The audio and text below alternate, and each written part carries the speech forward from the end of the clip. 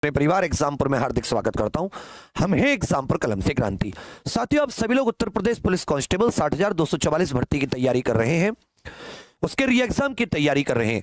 तो एक स्टूडेंट के तौर पर आपके मन में एक जिज्ञासा रहती है कि भाई हम जिस एग्जाम की तैयारी कर रहे हैं उसमें हमें जो वित्तीय सुविधाएं हैं, फाइनेंशियल हेल्प है, जो हमारी सैलरी है, अन्य जो सुविधाएं हैं, अन्य जो भत्ते इत्यादि हैं, वो किस प्रकार से मिलते हैं। और एक हमेशा व्यक्ति को अपने कैरियर में ग्रोथ करने की एक जिज्ञासा रहती है, एक्साइटमेंट रहता है। तो कैसे कांस्टेबल से हेड कांस्टेबल, एएसआई, एसआई किस तरह से पहुंच सकते हैं, उसके बारे में मैं आप सभी को सारी की सारी चीजें बता रहा हूं। तब सभी लोग थोड़ा ध्यान से समझिएगा। ये आपकी थोड़ी सी पढ़ाई की जो ललक है, ये बीच में, हालांकि मैंने आज तक ये इवेंट कभी नहीं करी, आज तक इतने साल से मैं कांस्टेबल पढ़ा रहा हूं, पर यह भी कभी कभी ललक होनी चाहिए आपके मन में। अपने जिस भी भर्ती या जिस भी जॉब में आप जाना चाहते हैं उससे संबंधित चीजों के बारे में आपको जानकारी होनी चाहिए। तो सबसे पहले हम लोग सारी की सारी बातें करेंगे। सबसे पहले आप समझ लीजिए कि आपका जो तरीका होगा वो सबसे पहले आपको पेपर है, पेपर के बाद में डीवीपीएसटी, डीवीपीएसटी के बाद में दौड़, उसके बाद में मेडिकल, और फिर आप सती ट्रेनिंग पर जाएंगे। जो ट्रेनिंग होगी वो आपकी 6 माह की होगी। तो जो आपको सैलरी मिलनी शुरू होती है वो सैलरी यहीं से मिलनी शुरू होती है, सैलरी यहीं से मिलनी शुरू होती है। और अब आप सोचोगे, बहुत सारे लोग दिमाग में लगाते हैं कि यार ट्रेनिंग में तो कम सैलरी देते होंगे। ऐसा कुछ नहीं है, ट्रेनिंग में भी आपको फुल सैलरी मिलती है। ट्रेनिंग भी जो आपकी होती है उसमें आपकी कोई सैलरी ऐसा नहीं कि 6 महीने बाद आपको मिलने लगेगी। आप जिस दिन से ट्रेनिंग पर चले जाते हैं उसी दिन से आपको साथी यहीं से सैलरी मिलनी स्टार्ट हो जाती है। तो इसका मतलब ये नहीं कि 6 महीने आपने वेट किया, वो सब आपको यहीं से। ठीक है बच्चा। अब आगे आ जाती है इसमें एक और बहुत महत्वपूर्ण ये वर्दी है। जब आप कसम परेड हासिल करेंगे तो उसके बाद में अब मिलती कितनी है इसके विषय में बात कर लेते हैं। देखिए, शुरुआत में जैसे आप ग्रेड पे 2000 पर भर्ती होंगे, आपका जो ग्रेड पे है वो 2000 रुपीज है। ठीक है, ग्रेड पे कितना है? 2000 रुपीज है।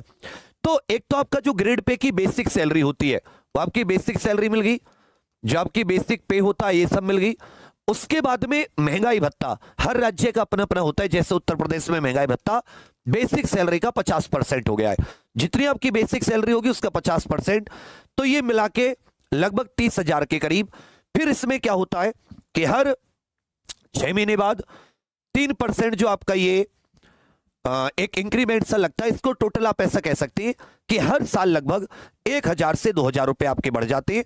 तो यदि अगर आप अभी जब आप ट्रेनिंग पर जाओगे, आप सभी लोग जब ट्रेनिंग पर जाओगे तो इसका मतलब आपकी जो पहले महीने से सैलरी आनी शुरू होगी, वैसे मान के चलिए 32 से 33,000 रुपए के करीब ये आपकी सैलरी आनी शुरू होगी।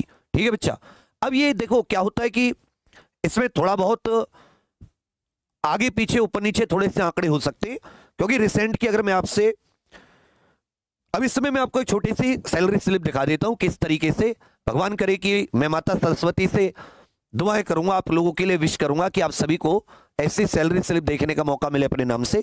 इस प्रकार से उसमें दुनिया भर के बेसिक कितनी सी ये सब क्या लग के, तो लगभग ये जैसे 33,000 के करीब, ये 33-34,000 रुपए के करीब आप ऐसा समझिए कि बन जाती है। तो मतलब सैलरी की इसमें कोई इस समय वर्तमान में ऐसी स्थिति नहीं है उत्तर प्रदेश में कि, हाँ ये मैं नहीं कहूंगा कि बहुत ज्यादा है। मेरे पास तो, अगर मेरे पास ताकत होती तो मेरे पास तो तुम्हारे लिए और प्लान्स थे।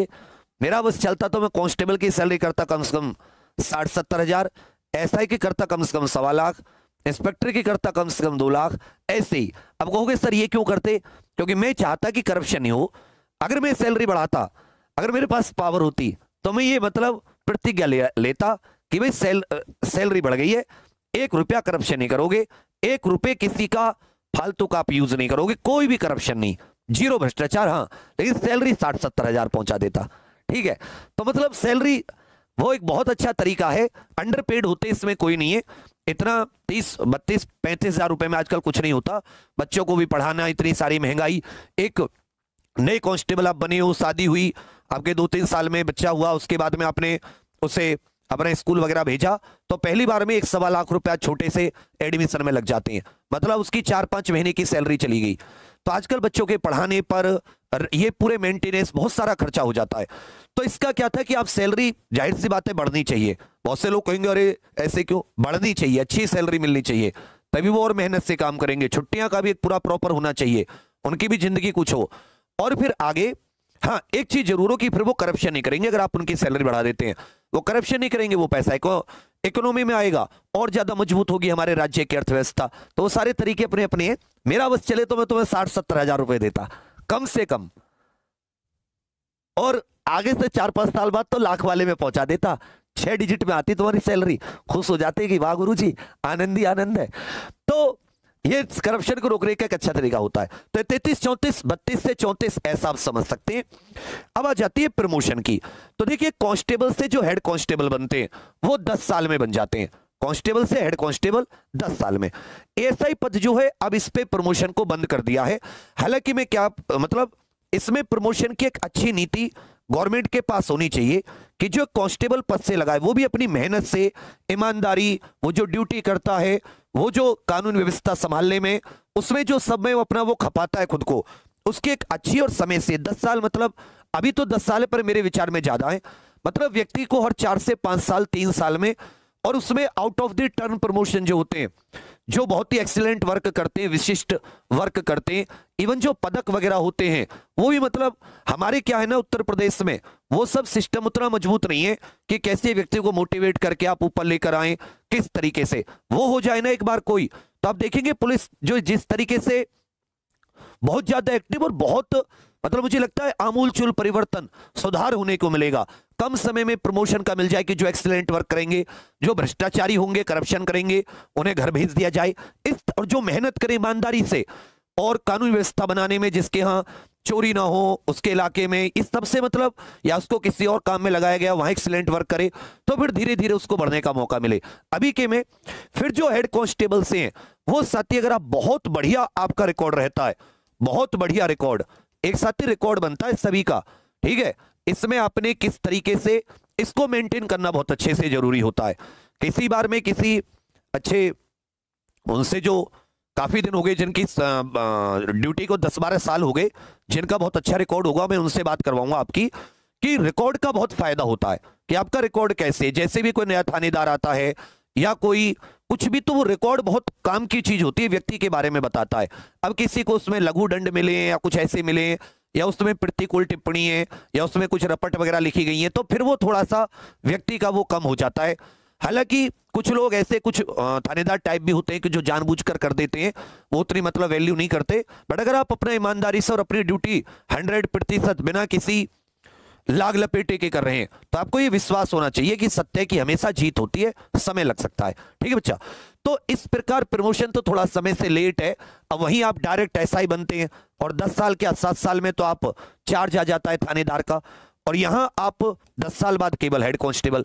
तो जो अगर एसआई के लिए एलिजिबल होते हैं, तो मैं इसलिए पुश करता हूं कि अगर आपके पास वो योग्यता है तो आप पूरी ताकत लगाइए उस तरफ।